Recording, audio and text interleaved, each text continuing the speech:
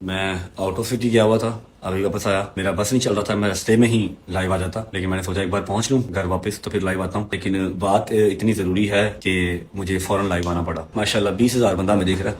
Okay जी, let's start. अच्छा, मामला लेडीज का है इसलिए मैं चुप कर गया था, लेकिन जो लेडीज है ना, लेडीज अब वो कह लो कि मेरे सर के बालों को आ रही हैं, जो कि मैं टॉलरेट नहीं करूंगा। ठीक है, सबसे पहले हमारे घर पे एक लेडीज आई, डेली आती हैं।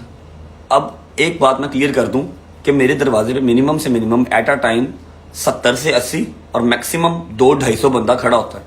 अब आपको लग रहा है कि मेरा अपार्टमेंट इतना बड़ा है कि मैं सबको ऊपर ला के बिठा के चाय पानी पिला के तो फिर भेजूंगा? नहीं है ना। कमरों का अपार्टमेंट है, 10 बंदे बैठ जाएं तो सफोकेशन हो जाती है। ठीक है, उस टाइम पे हम लोग जा रहे थे मजलिस पे। ठीक है, क्या हुआ, वन फाइन डे हम जा रहे थे मजलिस पे, मजलिस से लेट हो रहे थे। नीचे उतरा, जो लोग खड़े थे, कुछ 30-35 लोग खड़े थे, उनसे मिला, तस्वीरें ली, अम्मा को गाड़ी में बिठाने लगा। तो एक लेडीज थी, मैं उनका नाम लेना पसंद नहीं करता, वो आई, आके उन्होंने कहा कि भाई मैंने ना आपका इंटरव्यू करना है। अब आप मुझे बताओ, मैं कोई बंदरी हूं या मैं क्या हूं? कोई मेरा कोई कह लो हिसाब किताब है या नहीं है, या क्या समझते हो कि मैं आया, इसको पकड़ो जहां मर्जी तरो लो इसको? खैर ऐसे ही है। ठीक है, रजब फैमिली का रजब मैं हूं, लेकिन एटलीस्ट कोई थोड़ी सी आप मेरी मैनेजमेंट तो समझ सकते हो कि नहीं समझ सकते? मैंने उनसे कहा, मैं कहा आप ही इंटरव्यू तो नहीं हो सकता अभी फिलहाल, ऑन द स्पॉट खड़े खड़े इंटरव्यू लेना है कि आपने क्या मुझे कोई अल्लाह माफ करे धागा बांधना है? मैं कहा इंटरव्यू तो नहीं हो सकता, उसके लिए प्रॉपर आपको पहले बात करनी पड़ेगी।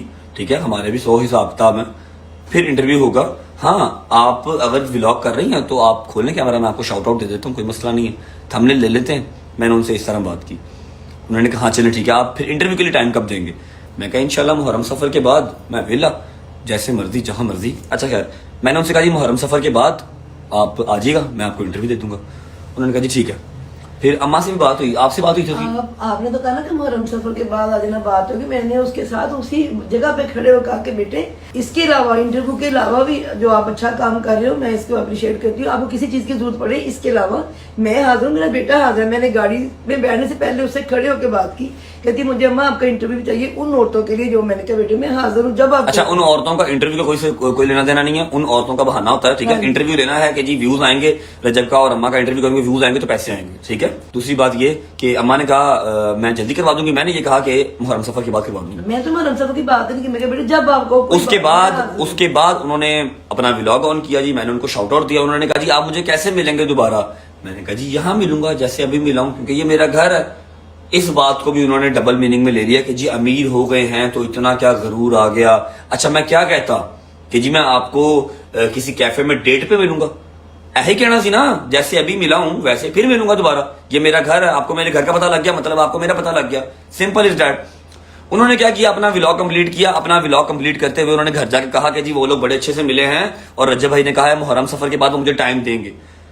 अब 2 से 3 हफ्ते गुजरते हैं, इस बात को उनको ख्याल आता है कि जी नहीं, मैं तो सही से फेमस नहीं हुई। उन्होंने 2-3 जगह पे इंटरव्यू दे दिए।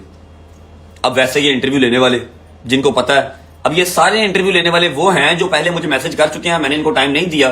तो मैं कहा टाइम नहीं है, व्लॉग करना है, मैं कहा इंटरव्यू देता रहूं आपको? किस चीज का इंटरव्यू दूं? कौन सा मैंने कारनामा सर अंजाम कर दिया जो इंटरव्यू देता रहूं आपको? ठीक है, मैंने इनको टाइम नहीं दिया, तो ये उनके पास चले गए जो मेरे खिलाफ इंटरव्यू देने के लिए रेडी है, जिनको पता कि फेमस इस तरह से हुआ जाएगा। वो मैडम का नाम है जी स्ट्रॉन्ग उज़मा। उन्होंने उसको इंटरव्यू दे दिया और कहती हैं कि मैं वहां से जब निकली हूं तो मेरा दिल फट रहा था, मैं तो रो रही थी कि मैं यहां पर क्यों गई।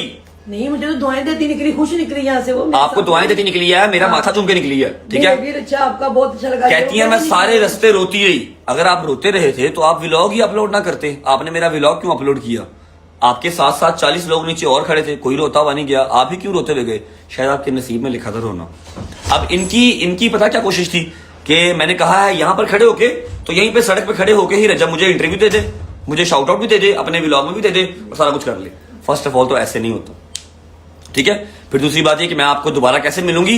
मैंने कहा था जैसे अभी मिले हैं, यहीं पे मोबाइल पे लगा हुआ था, मैंने कहा जी यहीं पे मिलूंगा। आप मेरे घर आ गए, मतलब आपको मेरे हर चीज का पता लग गया। उस चीज को इतना नेगेटिव बनाया। फिर वो ये जो 2 नंबर से छोटे छोटे चैनल खोल के बैठे हुए रिपोर्टर, इन्होंने जाके सारे इंटरव्यू लिए, रज्जब भट्ट ने ये कर दिया, रज्जब भट्ट ने। एक बात हो गई, खैर बियरेबल, मैंने उनको बॉदर नहीं किया। मैं उस टाइम पे इराक में था जब मेरे पे ये सारी एलिगेशंस लग रही थी, मैंने बॉदर ही नहीं किया।